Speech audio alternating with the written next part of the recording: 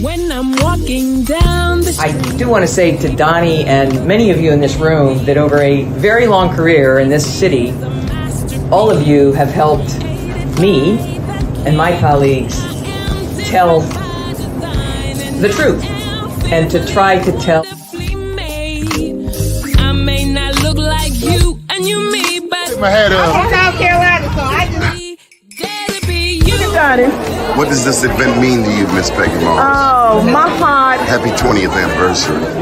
My heart is about loving up on my sisters. Do you know what it feels like to have your sisters in the room? Johnny. And dare to be different and unique. I'm gonna be the best me I can be by letting His glory shine through. I am beautiful, I am blessed, but not just what you see in the flesh. I'm free from people, free from myself. There's The doctor lived next door to the janitor, to the reverend, and the lawyer. We were together. Now we get so high and mighty that you create stress for your society because you don't like poor black folks either. That's a health problem. Get yourself together so I can stop being taking care of geriatric people and get back to pediatrics. I thank you, Donnie, for all you've done. Let's keep doing it all the more.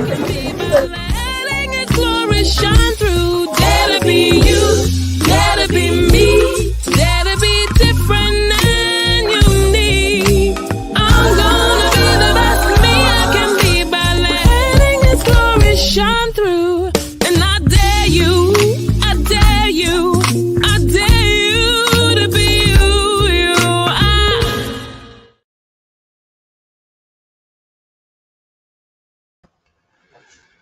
All right, all right, all right. We rolling up in here. First name's Donnie, last name's Glover. In it to win it for the long haul, baby. We have with us today a very interesting panel. Let's go around the horn. Byron Deese, welcome back. Good morning. Good morning. Welcome back. Good. Jermaine Jones, good morning, sir. Good morning. Good morning. Sir. And David Smallwood, I see you there. How are you, David? How are you, David? Good morning. How are you, Doc? David, you got a little feedback there. What's going on? What's going on? Let me see if we can fix that. Is it better? Testing. That's a lot better. Byron, what's happening with you, man? Is that better? Hey, man, can't complain. Glad to see you brothers on here. It's time to get started. It's happy voting for everybody in the state of Maryland. Happy voting day. On here. Time to get started. Happy voting. We're gonna put Byron. Let me hear from you again. David, you hold tight. Say it again. All right. Byron. Yep, I'm on. Okay. Jermaine, you're running for office? Yes, sir. I'm running for city council in Baltimore's 12th district. In Baltimore's 12th district. All right. Let me just try this one more time. So, David, can you hear me okay?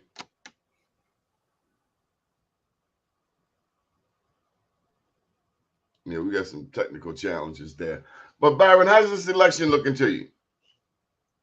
Oh man, I because it's a presidential year as well, you would hope that there was enough enthusiasm to come out and drive a whole bunch of people to the polls. But unfortunately, we don't see that level of enthusiasm to get scores of people, a large amount of people to the polls. So, it's going to take active groundwork to get people engaged. You would also hope, because there's a black person running for Senate, which is a statewide election, that would be enough to get, particularly as it relates to black folks, out to vote. But so far, we hadn't seen a lot of enthusiasm there. So it's going to take groundwork to get folks really out to get out and vote unfortunately, this election cycle.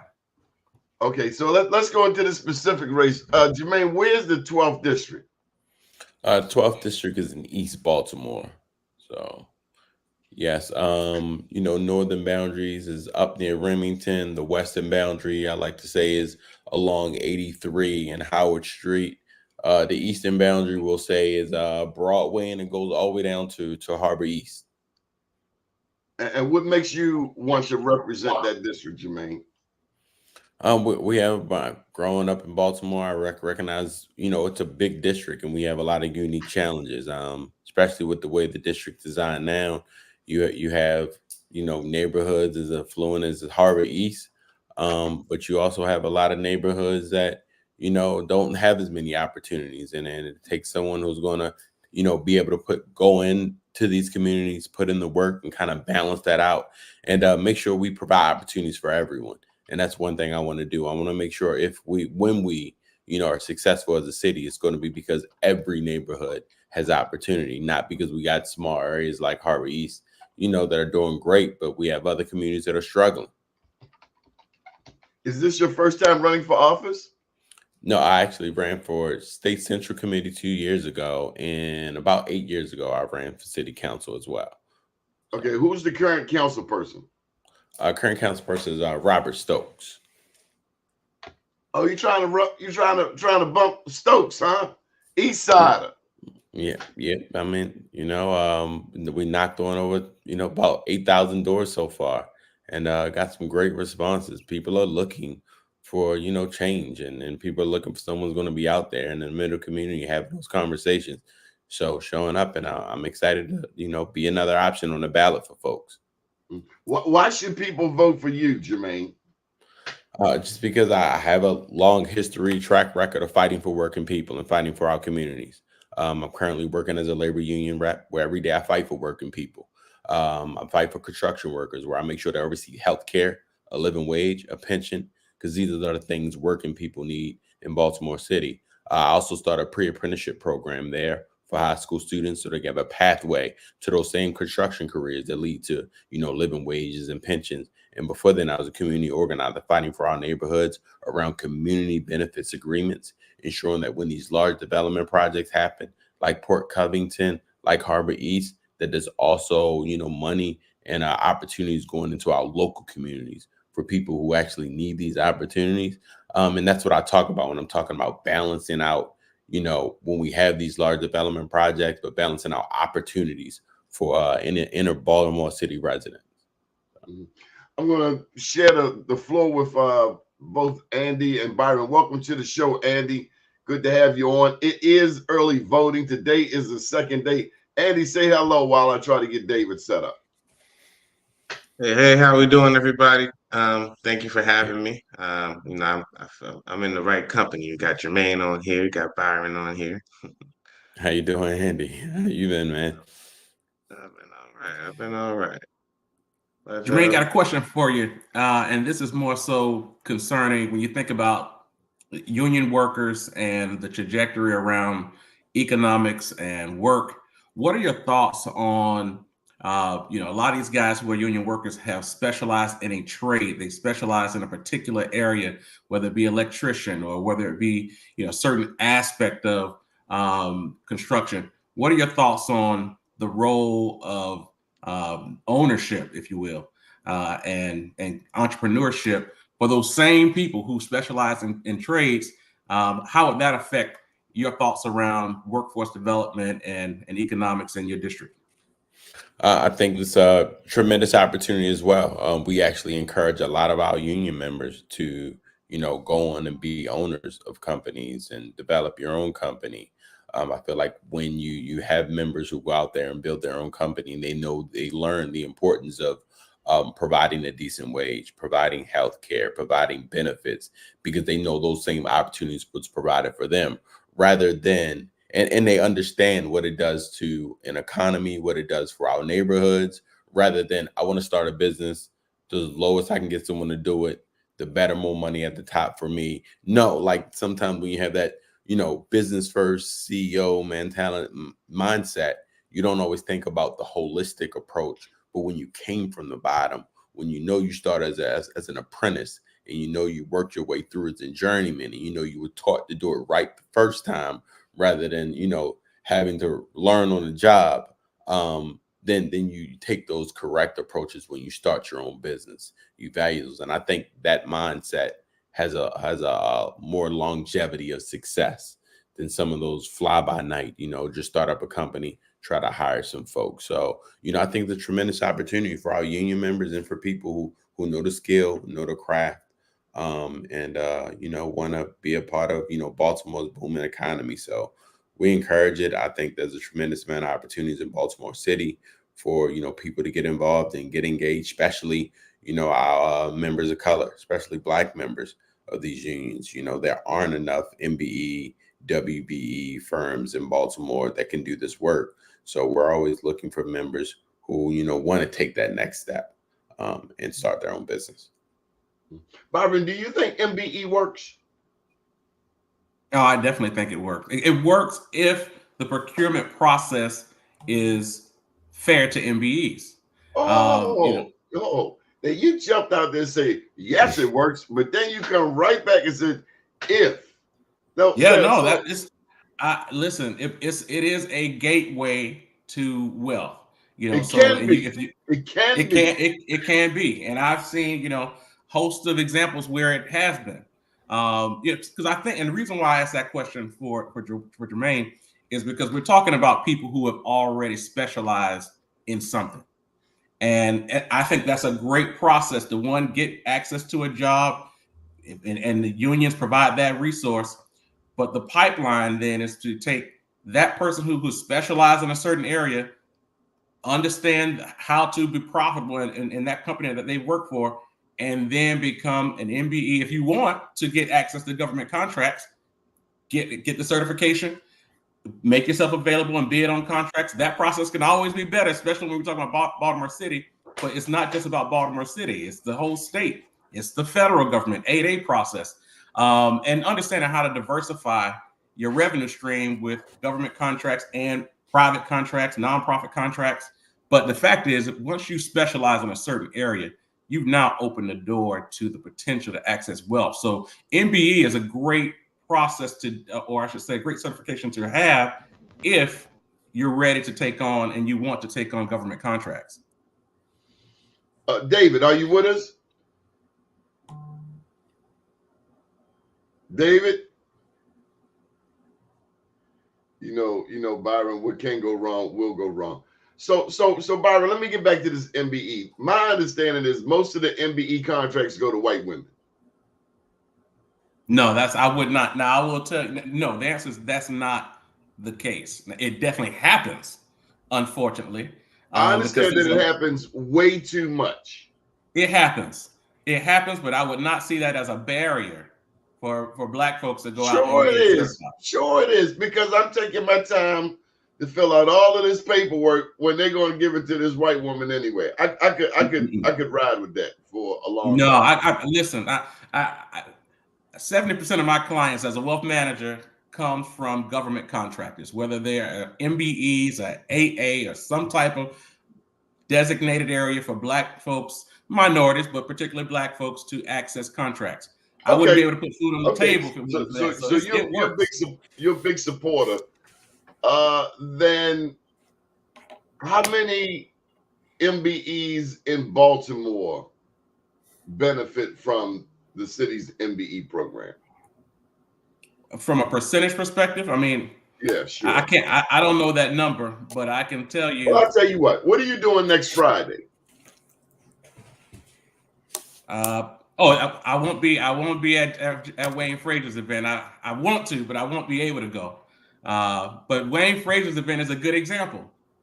It's a good example of a collection of the largest group of minority contractors. But how many of them actually get work from the city of Baltimore is a totally separate question. It's a totally separate question. But back to your original question, how many of them are actually certified MBE? And I would say probably is one thing. I mean, getting business. Anybody can have me go filling out some damn paperwork. Who's getting the business? I got to tell you something else, Doni. And MBE, we're talking about the city of Baltimore, and that's one example. Now, I love Baltimore, but I will tell you, of all of the municipalities to do business with, Baltimore's the one you particularly don't really want to do business with because they don't pay on time. You know, so and that's just unfortunately that's historically that's So been the why case. all of this rhetoric like MBE is a panacea to growth? It is a pipeline. It's a potential revenue stream. One thing that I advocate for my clients and folks who I work with is to make sure you have a diversified revenue stream. You're not putting all your chips on Baltimore City Well, I procurement don't process. understand this because Baltimore is 63% black, 9-1 Democrat. We vote Democrat in a 2-1 Democratic state. We got a black governor, black attorney general, black treasurer, black speaker of the house, black mayor in the city, black comptroller in the city, black state's attorney in the city, and there's one more. There's one more. Yeah. It's And all black. We at the top, we at everything. And Andy, we ain't getting diddly squat. Trickle down economics, but very little trickle. No, and I think it's time for us to not be afraid to say the system isn't working. While it sounds well, and I think some people don't want to. Sometimes we don't want to say it in fear that they'll take the system away because something is better than nothing. But we can definitely improve it. And that's one of the reasons why I'm running for city council, because I want to call it out. I want to say, look, we need to reform the system to put forth the results that it was created to do. I think you talked about, we used the term earlier, gateway. Anytime there's a gateway, there's also gatekeepers. And I think, there's a few people at the front of that line and at the front of that system that bottlenecks it. And I think, we need to encourage people to, use it to take the next step. So the next person behind you can take the next step. So the next person behind them can take the next step. And everyone can benefit from the program rather than, a few folks at the top, continue to get it, or, you have people who can circumvent the process. And, we don't change the system in order to, make sure it generates the outcomes that it was originated for. Because, studies were done, research was done that showed that the good old boy network existed, and that in order for, owners of color to, get some of this work, that had to be laws created to provide those opportunities. But then when you, circumvent the process by, by creating fraudulent companies that are ran by, the wives of, other construction owners, then it doesn't generate it doesn't generate the results that it was originally intended to do. But now it's time to call it out, and it's time to say, look, if the system isn't working the way we want, we're not saying get rid of it, but we're saying let's shake this thing up so we can start getting some real results. Because when Baltimore City flourish, it's going to be because the citizens of Baltimore City flourish. Andy, I've been able to get business from the Republicans. They've been able to pick up the phone and say, "Hey, Doni, how much for this? Hey, Doni, your check is in the mail." That doesn't happen for me a lot with these upper echelon Democrats. Well, if you ask me, it's not necessarily a partisan issue, even though the Republican check's clear. There's really very little negotiation. There's not too many strategists that work with Republicans and work across the line. They tend to just keep it pretty much above the board when it comes to business. But back on the subject of black businesses, though, I wasn't of age when Sheila was mayor last time, so I can't really speak on how the MBE process was working back then. But I do know that the MBE, getting more minority participation in government contracting has been a big push since like the 90s or something like that. I think not early 2000s or whatnot. Was it when Thomas Hart first introduced legislation? O'Malley made it a staple of his administration, and for obvious reasons. After 12 years of a black mayor, Kurt Schmoke, no scandal, this white guy had to have some type of carrot to lure the upwardly mobile black business community. Mm-hmm. That's what I see it as. And he pushed it all the way to being governor, such that when Ehrlich came on the scene in 2002, he pushed minority business. But O'Malley, and I'm his least favorite fan, but O'Malley did push the envelope on MBE and encouraged other Democrats to push the envelope. No one had been talking about it more than O'Malley up until that point, to my recollection. Now, don't get that twisted. Brian J. Mitchell, of course, when the whole federal 8A program was conceived, was one of the architects of it. Exactly.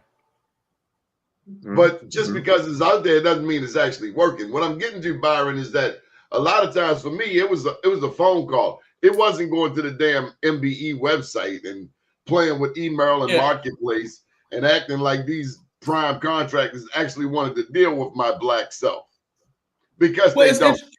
It's interesting, Doni, when you think, even when you think about your business, you know, a big part of it is political, is awareness.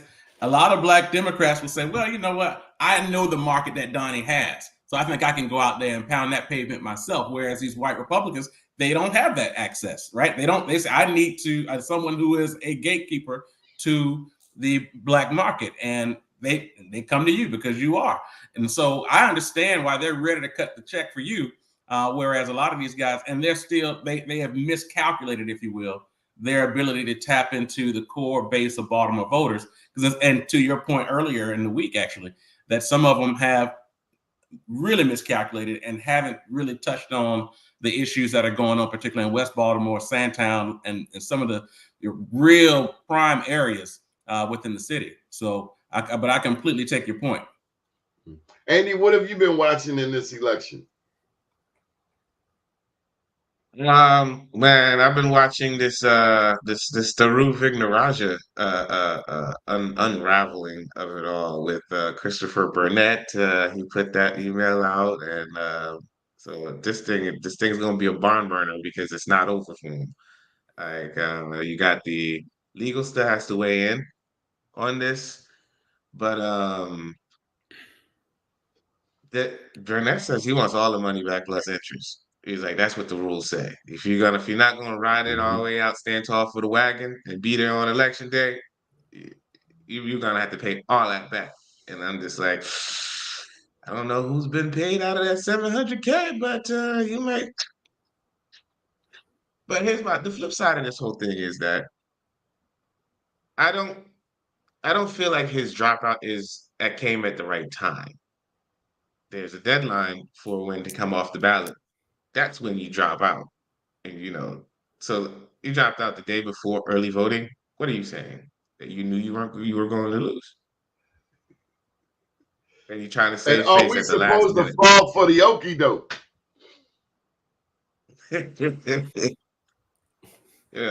Listen, we all like basketball, man, but no more sham guards in Baltimore, man. Like,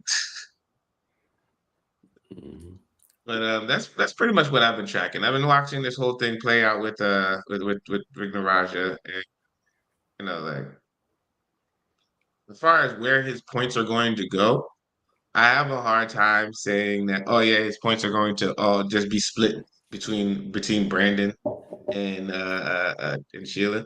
One, his name's still going to be on the ballot, so the people are just going to throw away votes to him anyway. Like, and two, the people who went with Vignaraja had a reason why they didn't like Sheila or they didn't like Brandon. And Daru being like, oh my goodness, listen, go with somebody you don't like because I'm getting out the race. I don't know if that's going to bring the number. But I could be wrong. Political calculus is it's a moving math. Yeah, and if I could just say one thing about that, I think it's hard to, you're right, dictate where those votes going to go. But when that same candidate backs and encourages another person to say, I want you to support this candidate, that goes far. That goes far. And I think that is the difference between, him suspending him officially dropping out. I think that's the real caveat that's going to put him on actually the hook unofficially. Well, yeah, but you can't. Although you're right, it's unofficial, but you can't not drop out, but also endorse. Take their votes back.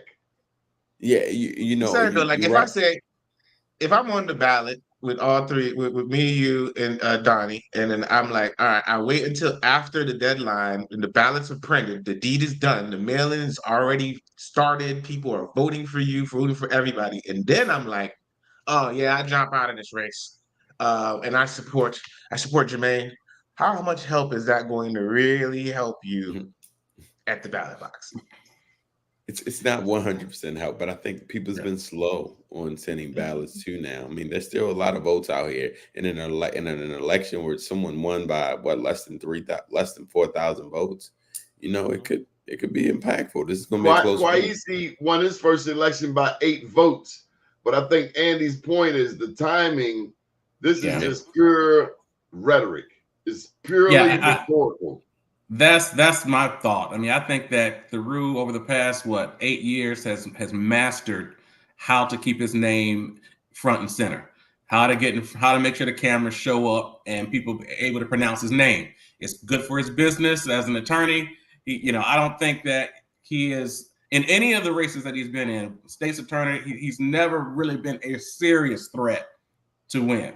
But it's been great for business. And so we're now here at the end. And here we go again. He's created more storm around his name, and that's the frustrating part. Vic Narazi. Oh, I'm sorry. That's about Vic Narazi. All right, go ahead. I'm sorry, Andy. Go ahead. I was going to say, the only thing I'm going to say about Vic Narazi is you look at him on paper, the guy is brilliant. He went to Harvard. He did all these great things, right? Rodney. he did all these great things, but where he keeps failing is that you keep trying to run your own campaign. You're either going to be a candidate or you're going to be a strategist. You can't be both. Bring in people, let them run. You focus on what you're going to do. What do you mean? Like a doctor, like a lawyer, like you can't work on yourself? No, it's that you have, when you're running for office, you have 2 roles to fill. You have to be a candidate, right? And being a candidate is a lot, right? You gotta shake about 300 hands a week, right? You have to remember people's names, remember simple things that's happening in their lives. You have to show up to events, and then you have to be strategic because everybody and their mama coming at you saying, oh yeah, you have to be at this event, you gotta do this, you gotta do that. So if you don't keep your wits about you, you're gonna end up at places with 5 people. When another thing, right down the street, 3 blocks away, got 30 because you just went with whoever sounded good at the time. All right. Now, with the job of just being the candidate, now you're adding on the mechanics of running a well-oiled machine, which means you got to hit doors, you got to hit phones, you got to meet the people where they're at. Like, and then you have to do it strategically. It's no one size fits all. I can't just drop 700 grand on TV and expect that to hit. No, you got to diversify. You got to meet people where they're at. So now you're thinking, oh yeah, I'm going to be the candidate, and I'm also going to do all of this expert work, finding votes, persuading voters. You're going to do all of that and be an authentic candidate. You can't. It's impossible. Wes Moore, authentic candidate. That's all he focused on, was being the candidate. That's it. And running a good operation. I think that's the other big point you're making. That's a bit of a stretch, Andy. He had to do more than just be a candidate now. Well, but I think to your point, Andy, I think you're hitting the point of building an organization. Like, who else is vouching for Theroux? Like, who was his team? Like, what? Fox was. Yeah. and I wouldn't be surprised if Fox still is. When you look at how all of this is shaking out, I wouldn't be surprised if he's still. I mean, think about it. Why would he come out? He might be affiliated, but he ain't on the A team on this election. He's not on the list. He could very well be a part of their strategic plan to push Sheila. No, he was hurt when they took up Sheila. Yeah, I'm sure.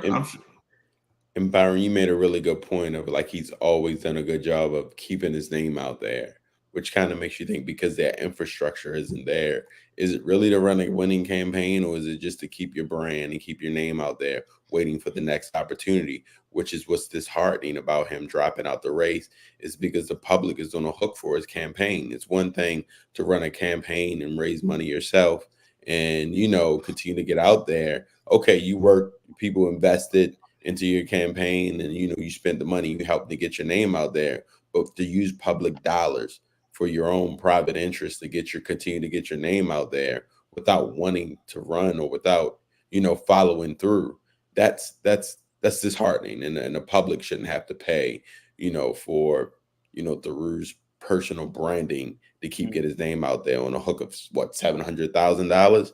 Like that's the real conversation. It's like Baltimore's hurting, our public services are hurting, we barely got money to keep things moving, and we're patching out pipes and streets together, but at the same time I'm publicly funding someone's campaign so they can kind of keep their name in my head. Like, no, I think that's someone taking advantage of a law that was passed to do good, and that really needs to be addressed, and that needs to be, you know, someone needs to be held accountable so people don't continue to abuse the system. Because while, you know, public financing had great intentions, you know, and to try to make sure, you know, big money isn't controlling our you know, politics in Baltimore, but when people, you know, do things like this, it needs to be addressed. We'd like to welcome to the show Ronnie C. Burris, White House correspondent for BMoreNews.com. Mr. Burris, welcome. Good morning, gentlemen. Andy Pierre, I have not seen you in ages. It's good to see you still out here doing the good work of Baltimore City. Gentlemen, it's a pleasure to run across you. We've crossed paths in many different ways. One of the things that I really hold valuable, right, is not so much endorsements from the big names or big companies, but it's the people that's been close to that person, right? One of the things that didn't sit so well with me is that somebody that purportedly was close to Theroux's internal operation before he was running for office decided to jump on Twitter and say not the most uplifting things. Now, that person, whoever, I don't even recall who it was and what they were talking about. They could have had an agenda. It might not have been true, but it's important for the people that do know you. You get one chance to make a first impression. And if that first impression from people that are reportedly close to you is not the most gleaming of things, that's damaging. And so personally, for people that I know that's running for office, I take the liberty to say, I know that individual. Here's what I have to say about it. I try not to come against nobody. I'm sharing this because we're talking literally about him moving in and out of the race. I don't have a problem with him dropping out. I got a problem with him being against the candidate, Sheila Dixon, so vocally and then backing her. I know that's the game of politics, but it's a game that I didn't choose to play. I got into it here in Baltimore, as many of you guys know, many of our listeners know. I saw some of the inner workings, and I was like, this is not how I choose to serve, right? I don't want my name associated with some of these mechanics that's kind of running around in the city. But it's really important that the people that know you to be able to, I'm gonna give you a prime example, right? If I clicked on this thing here, join this wonderful conversation with all of these great minds, you four gentlemen, if Andy Pierre, instead of saying Rodney, was like, oh man, that's something that's important. That's a first impression. So I think more than the big name endorsements, more than dropping out, more than not saying that none of these things don't have weight, what he does with the public finance dollars and all that kind of stuff, the people that's close to each of us should be able to, not that we're perfect, not that we're spotless, but overall it should be, I know that dude, I know that cat. That's what I've been saying about Westmore. Personally, that's what I've been saying about Brandon Scott. I know Brandon. I done played ball with Brandon. I done argued with Brandon, right? I know Brandon. I may not agree with every single point that he may do, but I know where he's coming from. I know where. Can you play ball? Can Brandon hoop? Can you hoop? Yes. Brandon, it is what it is. Brandon has a shot. Listen, Jermaine, I don't know if you've been out there with Scott or it's not. Ugly. It's ugly. Brandon has the release like from here. Yeah. Go in. Go in. Right. Yeah, man. But it's good stuff to be with those guys. He got an ugly shot and be scoring on people. Nobody said he's scoring on people. Listen, don't put words in. Listen, Doc, you adding extra yeast. He just got an ugly shot. It go in sometimes. He got good hustle. His boys like him. I like Brandon. I'm teasing him about his shot, but Brandon's good people. No, if you're a black man You cannot go on the court with an ugly anything because you're gonna be judged. Barack Obama, he was a lefty. He got up there, he sank that shot. People will never forget it. Yeah. It was nice too. That ain't Brandon's story. Brandon might be a lefty with right tendencies sometimes on Wednesdays, but he a good dude, man. He a good dude. He probably should stay out of the basketball clips. Okay. I want to get to this right here. Thomas Brick says, I don't think that's the case. He went to Bob Wallace to get Bob to give him a job as police commissioner. He went to Sheila's campaign with the same thing. And then he says he's trying to support him now because he needs a job. That part's not true. Vigna Raj is very capable, Harvard-educated lawyer. Byron, I don't see him needing a job from anybody. He doesn't need a job, but he wants that job. He said he wanted that job. Because come on, man. You ran for state's attorney. You ran for mayor. And now you're talking about being police commissioner and school CEO. Yeah. I'm a little, especially with school CEO. I mean, given the state of Baltimore's public education and the criticism heaped upon Sonia Santelice, I just would not imagine a serious contender even dropping their name in that, dropping that hat in that ring. I mean, you got to give it to him. He definitely believes he's the smartest person in the room to be able to run any aspect of government. I learned on a campaign, Andy, that I do media. I don't do phone calls. I don't do mailers. I don't knock on damn doors. I do media. I focus on media. Yeah. Well, that's important. Somebody who tells you they do everything in a campaign, Rodney, they're lying. Absolutely, and they don't know their game, right? So going back to your game, where on the court do you go? You go into the wing, right? You posting up low, you Hakeem, you Shaq. Like, what's your game? And that's why, going back to Andy's point when I first was logging on, it's very, very important. If we were running a restaurant, 5-star, great food, great atmosphere, there's very distinct differences between the head chef in the back coming up with the menu, making great meals, and the business manager, that general manager that's running those advertisements, that's bringing the people in. That person could bring them in, could do all of the stuff, and the food be nasty. Or you could have the best food, be a great cook, a great quality candidate like a Wes Moore.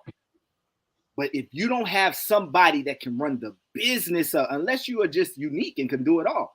Some people can shoot the three. LeBron is an anomaly. He should not be that big, be able to finger roll, right? Be able to post up.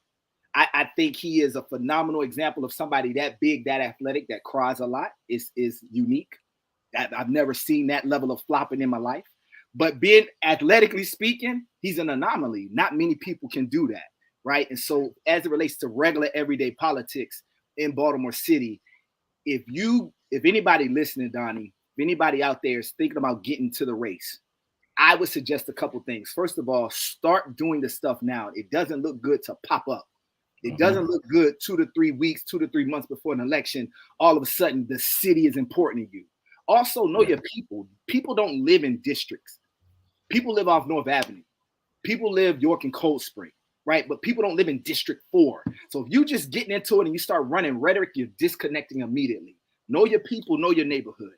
Then the next thing, find somebody, because a lot of people that's been in a political environment here in Baltimore been doing it for a long time. They're already connected. They're already tied in. So find some people that got the skill sets of a campaign manager, of a candidate, of people that can run your media, whether they've done it in different sectors or not.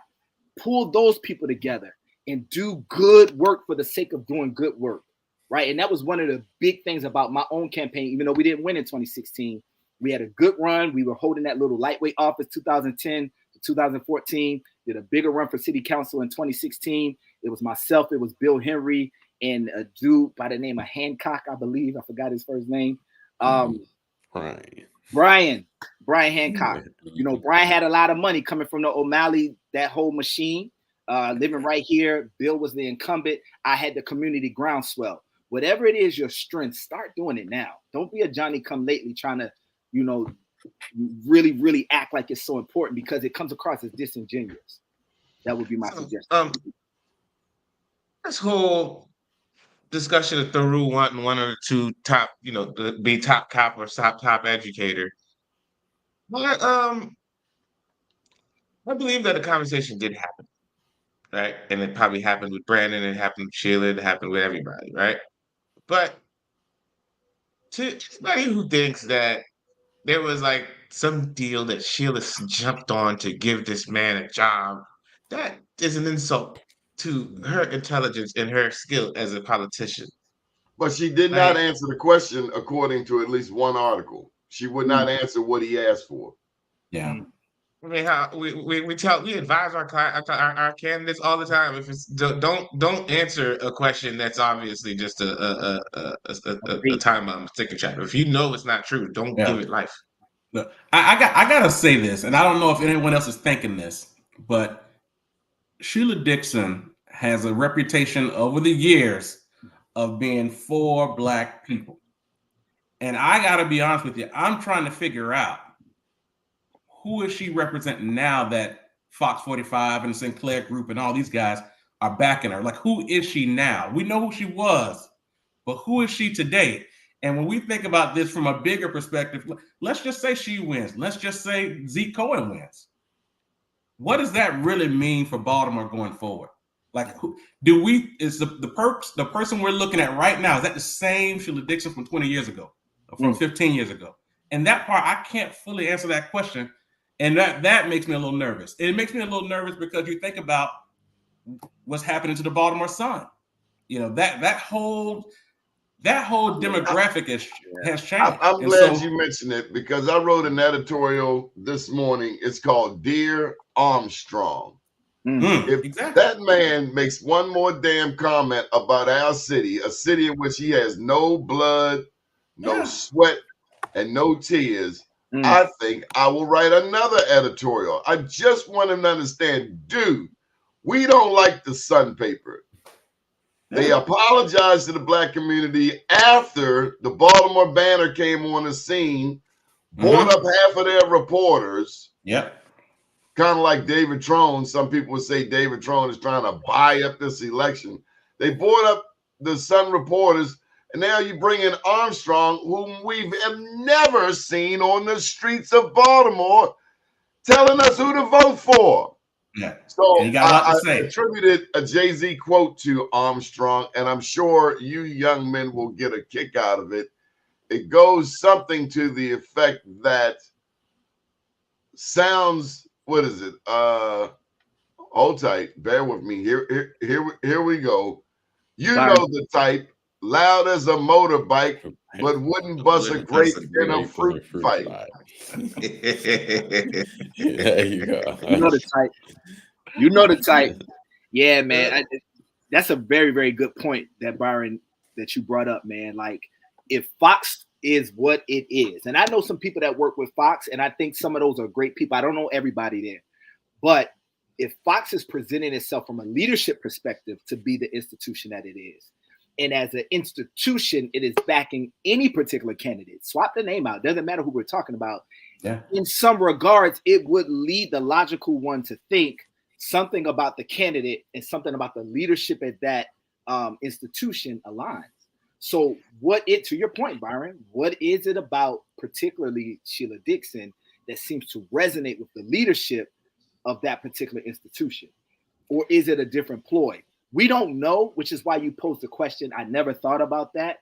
That makes a lot of sense. I'll pose one more thing, Ken. We got to think about this. And I'm trying to look at this not only from an economic perspective, but just from a strategy. Like, think about it. If you go to Harbor East right now and you want to go and eat anywhere in Harbor East, you're going, the Atlas Group owns just about all of the restaurants in Harbor East. And the Atlas Group, and it's the same family as the Sinclair Group, as the Fox 45 Group.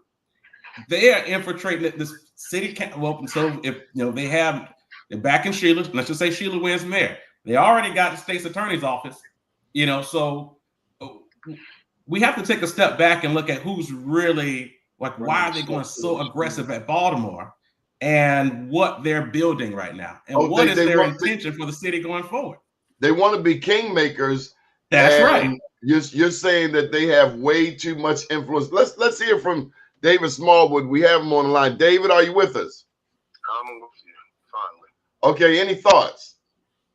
I just kind of came in on the middle, kind of fill me in, and I can give you my thoughts, Donnie. Okay, well, we're looking at Armstrong Williams, Baltimore Sun. We're looking at Fox News. We're looking at Thiru Vignaraja endorsing Sheila Dixon. Any thoughts? As far as Thiru Vignaraja, I kind of saw that coming. I think this is basically sort of out of the playbook of Nick Mosby when Sheila Dixon and Captain Pugh were in a heated race before, and Nick dropped out and threw support behind Captain Pugh, and I think they kind of put it over the top. I was a little confused.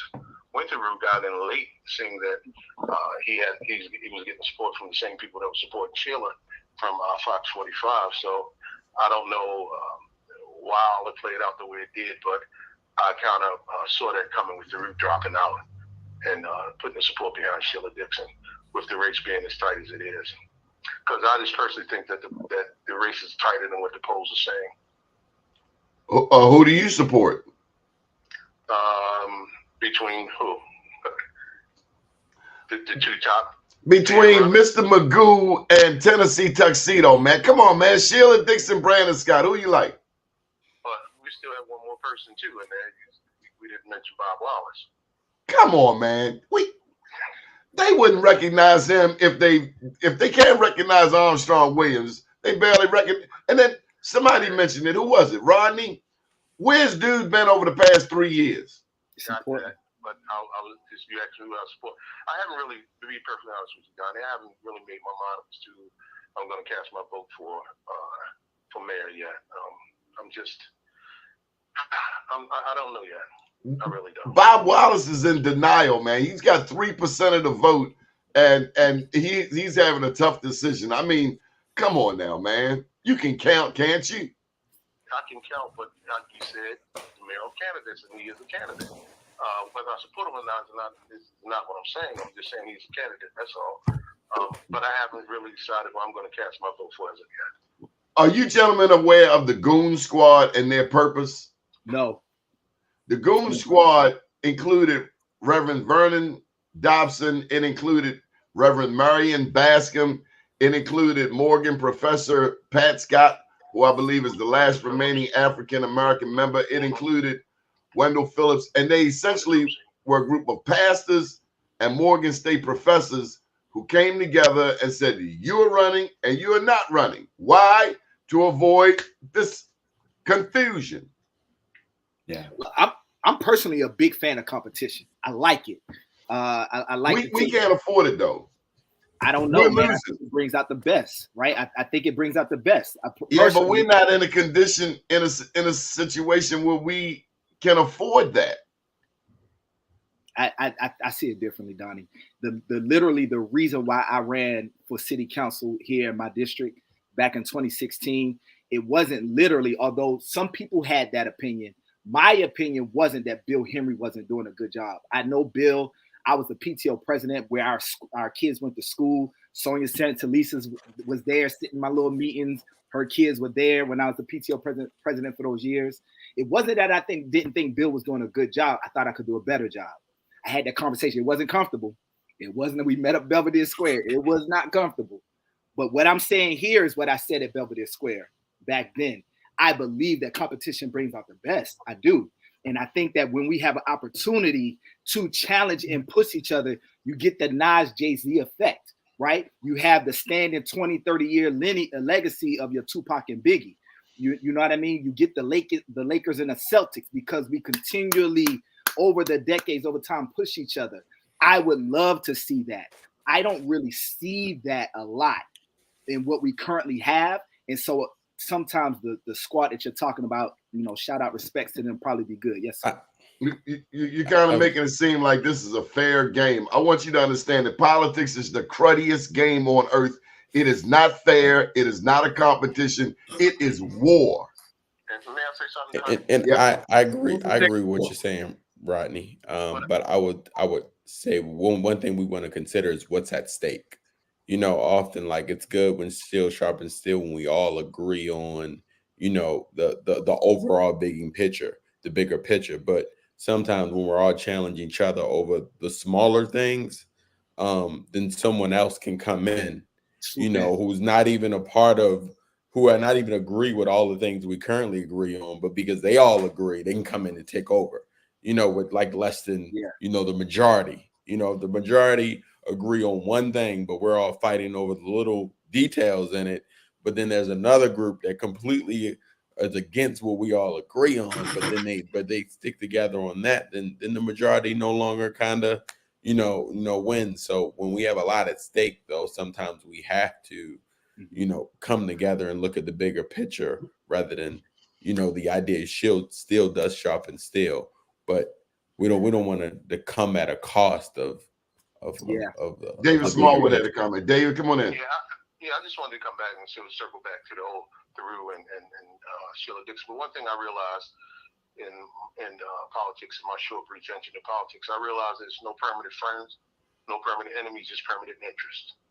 And I think that's what we're dealing with in this case, as far as Theroux Vignaraja and Sheila Dixon. But I understand, Donnie, what you're talking about, the goon squad and how they operated.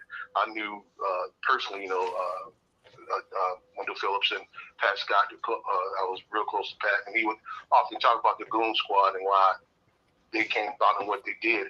And we do have to start choosing our candidates carefully. We have to harness our power as African people in this city, and we're not doing it. It's a divide and conquer thing. And we have to, get behind the best candidate and make sure that candidate take our interest to whatever office we put them in, be it state, city, or whatever. And our interest is not being taken into consideration because we get so divided and so split. We have to pick that person, I feel, the best person to represent us and our interests, and that's what we're not doing. That's right. Donnie, I want to jump in on that. I think the whole point of the goon squad is the fact that right now we're lacking strategy as a people. When you look at Black Baltimore in and of itself, or Black Maryland, if you will, or Black America, if you will, we're lacking strategy. So we have a lot of people doing stuff and pointing at different things that they're going after. But what's our agenda as a people? We have a lot of individual agendas, but what's our agenda as a people? What's the plight of Black people? What's the plight of Black Baltimore? Are we talking economics? Are we talking, in crime or whatever the case may be? And as long as we're still kind of scattered, everybody's moving individually, we won't see much progress. Going back to this whole point around what Sinclair and the Atlas Group and all these guys have a strategy for this city. They have a plan for the city, and they are executing that plan. And we're just kind of watching it happen, still without a singular objective and agenda as a people in the city. So I think that's a lot to ask of a disenfranchised community. I think more so than strategy, we lack leadership. If you've been following politics over the past 30 years, when Howard Pete Rawlings and Senator Clarence Blount died, we have had a void ever since. We have not had a leader or leaders of the Black community. We've had leaders like Mike Miller and Mike Bush representing white interests. So when Akwaisi got out there and ran for U.S. Senate back in 2006, none of these white Democrats supported Kwaisi. Not one of them. As a matter of fact, they were terribly disrespectful of him down in Annapolis. Where were you around 06, Andy? Did you say you were not even voting? Was not. I was in the Navy. Okay. Well, you're out there defending and serving the country, but we have gone through a change. And I'll tell you something else that's happened since the early 2000s. Baltimore and Prince George has put in 3 Black lieutenant governors, starting with the Republicans. Michael Steele, then Anthony Brown, and then the one nearest to Baltimore, Boyd Rutherford, originally from D.C., but currently out of Howard County. First of all, me and a good buddy of mine, we have a saying that the truth is in the middle, right? And being able to appreciate that, I think, is paramount. So what I'm sharing now is in full acknowledgement of Jermaine, what you said, of Donnie, your bigger point, right? The stuff that you're talking about, Byron, with the Atlas Group and all of that's that bigger strategy. With that being said, one of the things that hurts the political environment and thus people's trust in the political game is the fact that the person that we elect or vote for is a puppet of a hidden hand of a different group. And so once that group says sit down, stand up, for real, you better or else we, right? And so I remember getting phone calls back in the day when I was running stuff, little projects and initiatives around Baltimore, getting calls. Rodney, who said you could do that? Why you not doing it? We got elected by the people. First of all, respectfully, you're not my boss, right? We got elected. You did get elected. We could all each be doing these things collectively together. Who called you up, Rodney? Man, I'm trying to be nice. You see, I conveniently skipped over. You done put it out there now. Who's the problem? I got some words of wisdom more than once that turned into delicate, not so delicate conversations. Sound like a threat to me. Who was it, Rodney? Because we don't play that. We jumping in here. One of the people who really wanted to know why was I moving like that, and I say this respectfully, I say this humbly, and I say this respectfully, because he also was sharing wisdom. I disagreed with some of his points, but he was coming, I believe, from a place of wisdom. That was Sherrod Barnes. Sherrod Barnes called me more than once. Rod, what you doing out here? And my conversation more than once was, why are you not, sir? Because we all could be, right? And so, and back then, Sherrod Barnes, who was over there with the State Central Committee when they let the Daniel Boone. Who's the white guy look like Daniel Boone? I don't recall. I don't recall the. Let the Daniel Boone looking white guy come in and take over a State Central Committee full of black people. That's Sherrod Barnes. Perhaps when I got into the I don't know nothing about the Daniel Boone. I don't even know who that cat is. So I can't. Andy, what was the white boy name? Yeah, I don't know.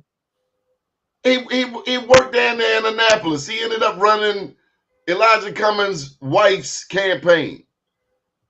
I don't know that guy, but back y'all know him because they all of them black people. I was over there at the Human M, all of the room full of black people, and they let this white kid who's not even from Baltimore come in and become the head of the State Central Committee. And I was like, this just blows me away. What year was that, Donnie? Just a few years ago. That was post my time. So when Elijah Cummings' wife was running, Maya Cummings was running. Somebody became head of the Maryland Democratic Party, and he was working down at the Maryland Democratic Party.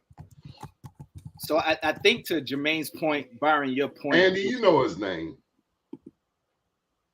But anyway, was he all the I'm secretary? saying is, it's just like the black preachers. The black preachers got this. Robbie Leonard? Huh? Robbie?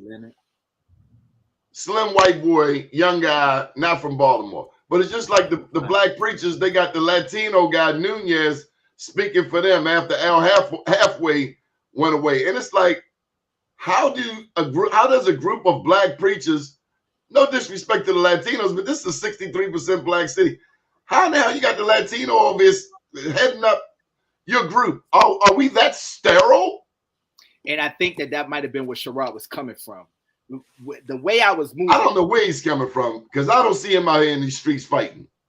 But I mean, Sherrod ain't a spring chicken, Donnie. I think Sherrod got you beat by a couple of years, man. What's that mean? Maybe he's done it. He's done it. I used to see him, Marvin, Doc Cheatham. I used to see that crap out there, right? 10, 20, 15 years ago. I used to see them out there on the street, on the ground. Maybe not so much. Put some respect on Doc's name. He's still in these streets. Doc Cheatham is still in these streets.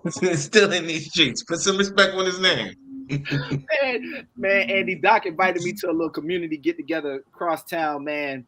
At first, I didn't know what it was. He was like, Rod, can you be there? I showed up. It was about 9, 10, 11 of us sitting in the sun. Sun was right here, Andy. Sun was right here. And he was still in his Doc Cheatham mode. We're going to get these things signed. We're going to make this noise. He had him a little walking stick at the time, too. He was like, we're going to make this noise. So a lot of respect to those guys, man. And again, what I'm saying is that the truth is in the middle. My biggest point when I jumped in right now is there's something to be said for people who don't want to be beholden to a machine, and also keeping in mind that there should be a bigger strategy for Black America, for Black Maryland, for Black Baltimore at the same time. And I believe that my movement was making some of that like Sherrod, a little nervous.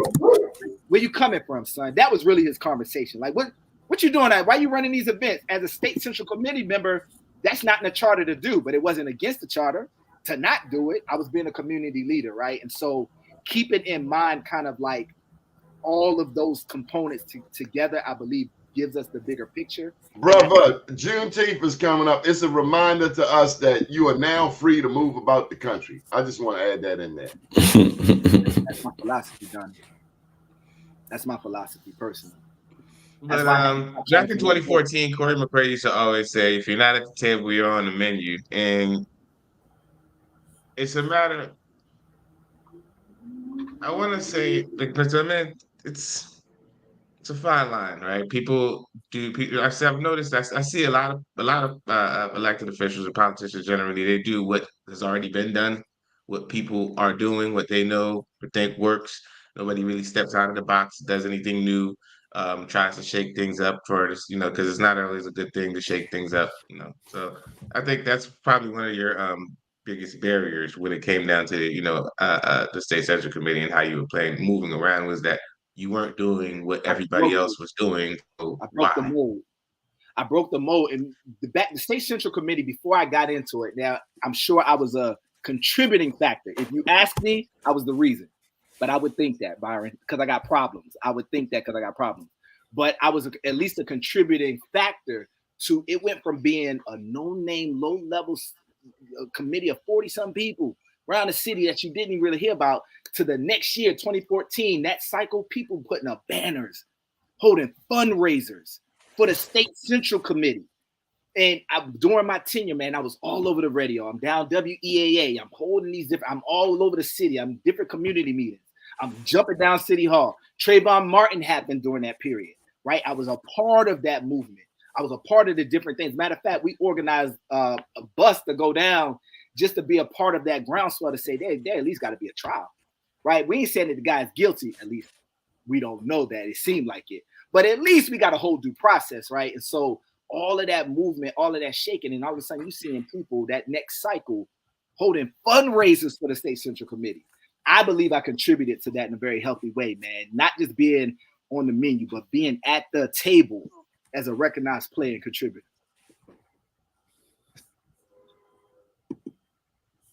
We got a question here. Does anyone know how much money that Sinclair put into Sheila Dixon's campaign? It's public record now, so we can look it up.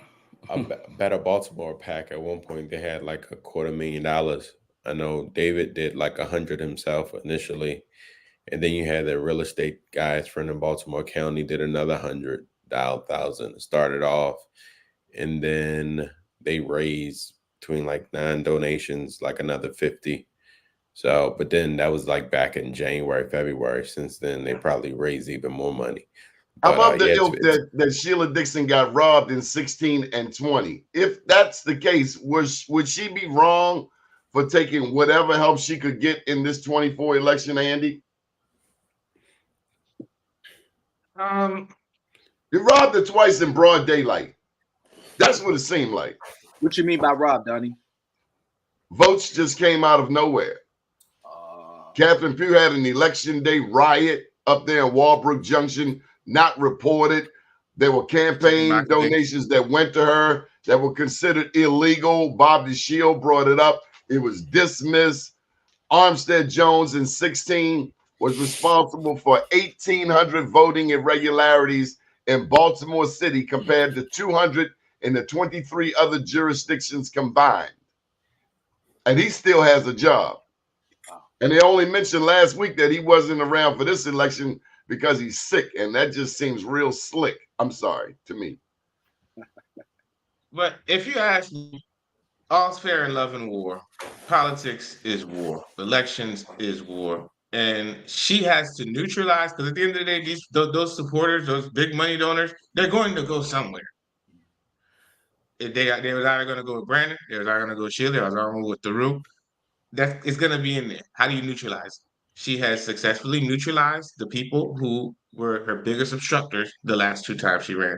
That's actually more of a testament to her facing a problem, and instead of continuously doing the same thing over and over and over and over again, adjusting and pivoting.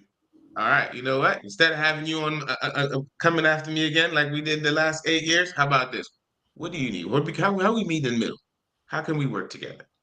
And I mean, and that's why it's But some people don't like that. They kind of painting it like, well, you went over there and you took their money after they talked smack to you for 8 years, trashed your name, dragged your name through the mud, and now you're with them. So she's damned if she do, damned all if she types don't. of stuff all the time. I mean, everybody in this world, everybody has said something, and then you know what? A few weeks down the line, you're like, yeah, I probably shouldn't have said all that. No, that's the difference between matter of like an opinion and a principle. Like if you all don't agree on like principle certain issues that I feel like shouldn't waver, then that draws concern. It's not like whether I like, red Kool-Aid or blue Kool-Aid and we arguing about that. No, this is like whether or not how we feel like principally how you build a strong city. And there's other folks who think like, look, let's just cut all taxes. Let's just talk bad about Baltimore. Let's like run the city down and then rebuild it back up. Like these are some of the ideologies other people have who, quite frankly, are completely more invested in this city than they historically been in the past, which kind of makes me question, okay, what are your intentions? What do you really want to do? Why are you so invested in Baltimore now? Yeah. I Okay, think, I think Sinclair. Go ahead. I'm sorry. Go ahead, David. No, I think Sinclair came to David. Sheila. I think they wanted more bang for their buck because they supported the Rubik Naraja, and it was clear that he couldn't win. And with all the citywide races that he ran, and I guess they found that Sheila was more appealing and more winnable to invest in. Because when you invest in big money donors, when they invest, they look for something in return. What is it? I don't know, but I'm just saying, I'm sure they approached Sheila Dixon. She didn't approach them as far as support. I don't know about that. I mean, Andy, I see a political operative that you and I both know right in the backdrop there. Who you talking about, Andy? But see, I think it's easy to align with candidates or people who you agree with in principle wise. Like, a lot of my support come from, labor unions, with my campaign. That's because we agree essentially on how we're going to grow the city. And you align yourself with people who have aligned values. And, in the past, looking at, Mayor Dixon's track record and what she was aligned with, doesn't always seem like, well, what she aligned with in the past doesn't seem to align with what's important to, the Smith group and David Smith. So it kind of, that's where my concern comes. Yeah, that's the point right there. That's my biggest concern right now as it relates to Sheila Dixon. Who is she today, and what does that mean for the future of Baltimore? Is she the same? And I don't think I would say even bigger than that. To be honest with you, I've watched just about every debate, even when she was on this show, Doni. Every time she talks about why she's running, it's always a look back. This is what I did. I've done this. I've done this. My question is, what about the next 20 years? What are we building going forward? What's your vision for the future? Not about trying to right or finish what you did before. And I get it. I understand why she's running.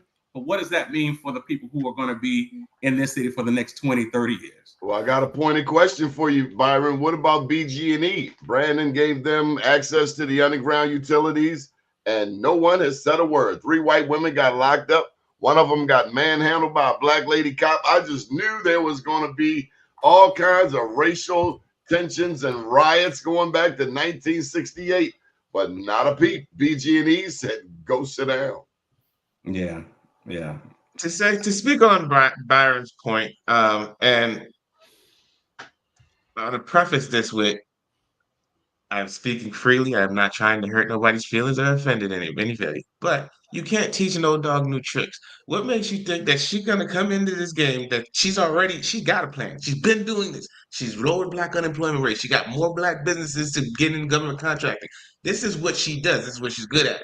And you think that now, 10 years down the line, she's gonna just pivot. It's a hard sell for us to just, you know what, everything that I've been fighting for the last however many years, because of of this guy and his money. I'm gonna drop all of that and I'm gonna pick up a whole new platform. I can give you $250,000 reasons. $250,000 reasons. Come on, man, she's old school. $250,000 dollars. When you want to win and somebody donates $250,000 into your PAC fund, it's tough to turn away from. I thought Sheila was a great mayor. It was his PAC. I thought she was a great mayor back when she was in office. I don't like how she got ousted. I thought that it was not right. They raided this lady's house over some damn gift cards. They would never have done that to a white mayor ever. Yeah. Donald Trump has done everything, including starting a riot, and nothing has happened to him, but they want to put our beloved state's attorney in jail because essentially she charged cops. Yeah, absolutely. I've told Marilyn that several times. As a matter of fact, since the 2015 era, with her working with that Freddie Gray case, every time something happened nationally that moved the ball a little bit forward, charges here, arrests here, and sometimes acquittals, right? But all of those are steps in an environment where nothing happened, where it was just like run of the day. I would go back and I would hit her on a text, or I would call her. If I saw her out, I would be like, "You're a part of this. I just used the phrase a contributing factor." Had it not been for that press conference in front of City Hall that raised all of that noise, we would not have some of the things happening around the nation, right? Now, let me just say, I don't agree with that whole thing because I thought there were 3 black cops that got charged in there. They went on trial. The 3 white ones never went on trial. I thought that was totally unbalanced. But let's get to, since you mentioned Mosby, let's get to that city council president's race. You got Zeke Cohen, who's challenging. You got Shannon Sneed. I did see one sign of hers up in the 4700 block of Park Heights Avenue. It was all alone. And then we have Nick Mosby. Who do we like for the win? I know all 3 of them. Who do we like for the win, Rodney? I'm to be honest with you, that I might skip that whole section of. I might not vote for any one of them. Byron, who do we like for the win? Nick Mosby. Andy, who do we like for the win? Nick Mosby. Jermaine, we're gonna leave you out because you running for your own race. We don't want you to get on the wrong team. Don't do that. Okay, what about the U.S. Senate race? You got David Trone, you got also Brooks. Yeah. I'm still on David. Nick Mosby. Okay. Nick Mosby. You got a Nick Mosby. Oh, for U.S. Senate? No. I'm playing. Andy Joby. Stop playing, Andy. All right, so U.S. Senate, who do we like?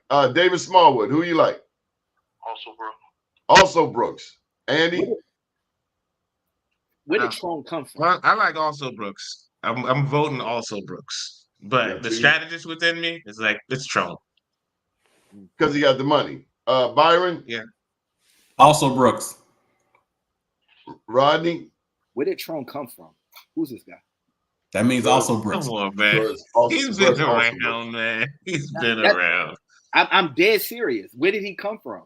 Why is he popping up all over?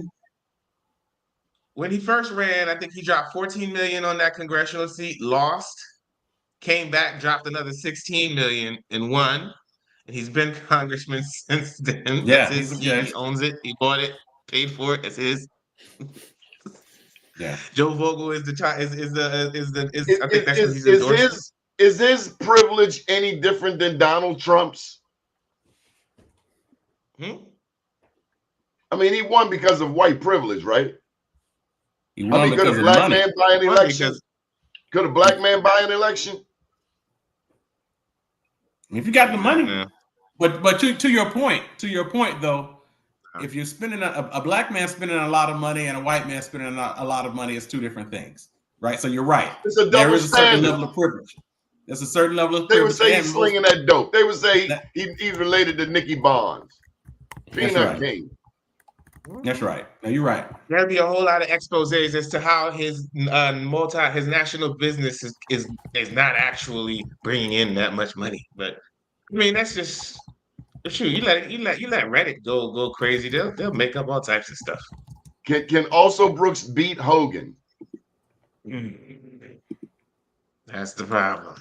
That's the. I watched Larry Hogan walk through Lexington Market, and black people were coming up to him like he was a rock star.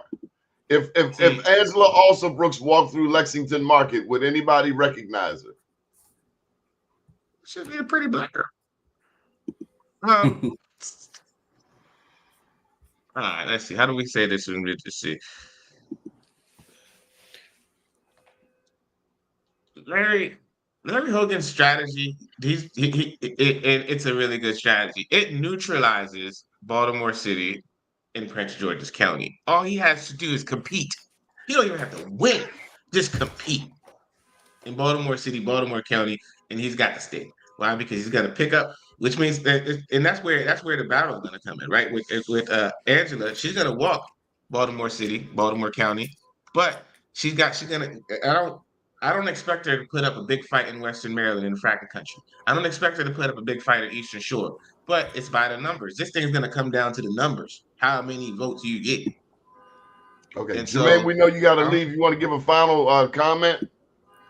No, I just want to say it was a pleasure speaking with you all about Baltimore City and what's going on and educating voters. I just want to encourage everyone out there to get out and vote. Come on, if we're going to make a real impact in our city, we got to be involved and engaged in the process. And if anyone in the 12th district, please give Jermaine Jones, City Council, 12th district a look. Thank you all. I appreciate it, brothers. Have a good one. All right, brother. All right. Byron, you want to give a closing comment before we close out? Yeah, I think it's important. We have to do what we can to get out the vote. It's early. There's no excuses. Get out the vote. I think it's important to really understand who's running, what's their current record, what's their goals for the city long term. Take a look at who's backing these candidates. Understand how you feel about it, but go and vote regardless. It's so important. Who's supporting? Who's backing Brandon Scott, Byron? Yeah, see, that's the thing. My reason for supporting, and I've never been a big Brandon Scott guy, but my reason for supporting Brandon and Nick is because neither one of them can link themselves back to some overarching real estate developer or some overarching, Fox News or whoever the case may be. They hadn't sold themselves out. And I will say, hold up, Byron. Brandon, when he first got into office, signed a $43 million deal that benefited Venable law firm. Jim Shea, the former solicitor, works for Venable. Venable negotiated the Baltimore Gas and Electric deal. So what you just said is not necessarily so. Understood. But I will say this. I think in the case of Brandon, and I'm going to include Brandon and Nick together on this. And I'm looking at this specifically from a Black economic perspective. Number one, they got my support when they went all in on Dave Bramble. When they went all in on Dave Bramble becoming the new developer of Harbor East or the Inner Harbor. And what does that mean? That means that Black people hire Black people. So when it's time to start building these, the white people didn't like that. Say it again. The white people didn't like that. They didn't like that, right? All of a sudden, they said nothing about the harbor in 20 years. It's been empty as a ghost town, and the Black man is down there, and they're upset. That's right. But Black people hire Black people, and it all goes back to economics for me. How does this affect Black people? Have you even met David? I mean, he's a nice guy. Everybody's got to see that. Andy, I don't get that. It's like, it's like they put their racism card on hold for 20 years, and then bam, like the same white people who up at Roland Park, they don't want Hose Heights community to have access to Roland Avenue. This same redlining mentality. They've been at Hose Heights forever. So yeah, literally. So has Baltimore really changed, Rodney? Or we still stuck in 1850? In some ways we are, right? But the Bramble development is significant. I really do like that. Personally, I hope one of the things that eventually makes its way back is the fudgery, because I miss it from being a kid, to be honest with you. But, the things, because we have a Brandon and a Nick and a Wes, right, that's currently in those positions, things like that do give me hope. I do think that Baltimore can continue along this trajectory, but some things definitely are the same. some things definitely are the same. I like shake up. I like shaking it up. I like breaking a mold. I like doing things different, but from a place of good intention. I'm not down for chaos, right? Don't just do something different just because you're trying to be rogue. But like, if we know that it's been done a certain way and has produced these similar outcomes, unless we still want those outcomes, let's do something differently. And I'm all about that. My advice to our young elected officials, keep your hands clean. Yes. David, any final thoughts before we go? Just want us to educate ourselves when it comes to So, voting. to the young elected officials, just focus on what you came in, what you said you were going to do. Don't be trying to be a part of what everybody else is doing, because you don't know what's behind them doors, man. You might jump on something. David, you want to say that again? Say it loud for me. Yes, just You might jump on something, and it's the wrong bill, baby, because you don't know what's behind them doors. You just you back in the play, thinking this is my friend, this is my guy. Detail, the devil in them details is over here. Come back and bite you. Okay, David, one more time. Not you, Andy. David on the phone. Educate ourselves. Know who we're voting for, why we're voting, and we have to start voting our interests. We have to become educated voters, because we stay ignorant to the facts, and a lot of them want us to stay ignorant so that we can keep voting the same people back in. But you can't expect different results. You vote the same people back in. We must educate ourselves. Get in the weeds, find out, and find, again, that person or those persons who want to support our interests as Black people in Baltimore City. That's what we need to do. We talk about economics, but if we don't control our economics, we don't control our destiny. And there's plenty of money in the Black community, slipped in the Black community hands that we're not harnessing. How much our money stays in our community, but we can do the things that we need to do. Well, let's go to that presidential. I mean, while I still have you, I have heard Black men in Baltimore say they're supporting Trump. I don't understand that. They say they made more money under Trump. Well, I understand that. I do. And those are not my comments. Well, it goes beyond having more money. What about everything what would be set back? I mean, turning it back the hands of time, as far as our rights as a people, what we fought for and our ancestors died for, going back to voting rights and a women's right, so forth and so on.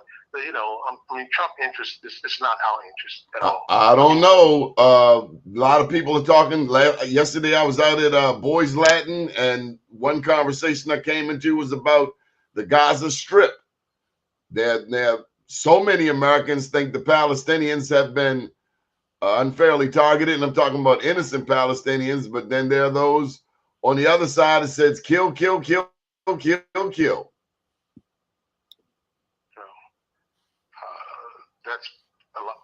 I guess they might like that Trump bravado, because I guess that's his mantra as well. But we have, like I say, educate ourselves, understand what's going on with the whole Palestinian-Israel thing. It's nothing new, but understanding what's going on and being educated on the facts. I mean, I think that's our biggest problem as a people, when we vote, educating ourselves to the issues, the candidates. And again, I keep reflecting that this is about our interests. It's like sometimes we're so afraid to talk about our interests and what's best for us, and we let other people make those decisions for us as a people. Israel gets more foreign aid than all of the Arab countries combined. When I look at what Black people don't get in America when it comes to reparations, for instance, it's despicable. Yet they want to send billions of dollars to Ukraine. But I'm looking around my community and I don't see any new schools. I don't see new schools in West Baltimore. Cahill, that's up in Walbrook Junction. Dorothy Heights, that's at the end of West. I'm talking about in the heart of West Baltimore. I don't see new schools. I don't see new recreation centers. I see vacant houses. Where's the damn investment? Freddie Gray, 9 years ago last Saturday. What in the hell has changed at Penn North?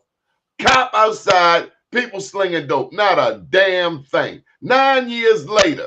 Now, Antonio Hayes has put together this West North Avenue Development Authority, but prior to that, not a thing. People collected money, millions of dollars during Freddie Gray. We did not see a drop in Sandtown. So for another show, Andy, but we really need to do a state of nonprofits in Baltimore, because I am so sick of these poverty pimps claiming to come and help transform the lives of us in the socioeconomically challenged zip codes 21217, 21216, 21215 by people, black and white, who could give a rat's bottom.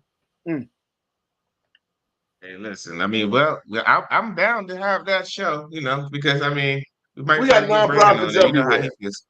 But you say one slick thing to them nonprofits, and they'll put you on the white list, which is like the black list. And you don't get nothing else ever again in history of mankind.